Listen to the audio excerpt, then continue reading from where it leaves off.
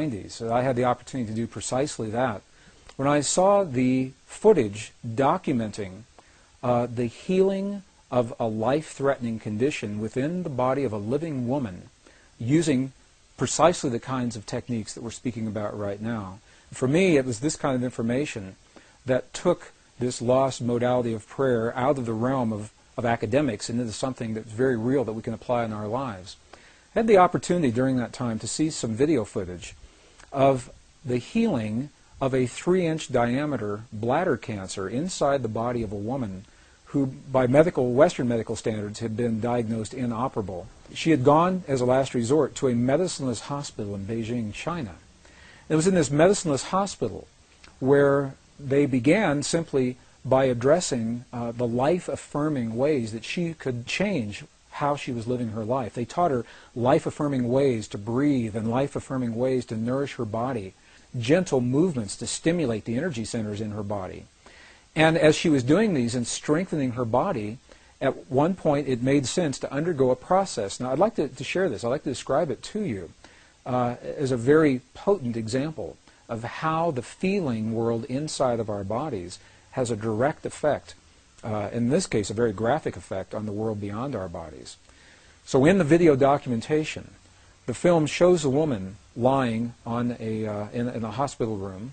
She's fully awake, she's fully conscious, she believes in the process that's about to happen. Before her, there is an ultrasound technician who is running an ultrasound wand over her lower abdomen that we can see on a split-screen television. And on the left-hand side of the screen, they do a snapshot, a freeze frame of an instant in time for reference, so we can see what her condition looked like in that instant in time. On the right-hand side of the screen, we are able to watch real time as 3 practitioners stand behind her, working with the energy in her body and with the feelings in their bodies. And what they do is they begin to chant a word that to them they've agreed upon, that reinforces the feeling within them that she's already healed.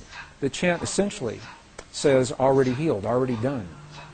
And as they begin to have this feeling and to say these words among themselves, on the computer screen, on the television screen, we can watch in real time this cancerous tumor as it disappears in less than 3 minutes real time.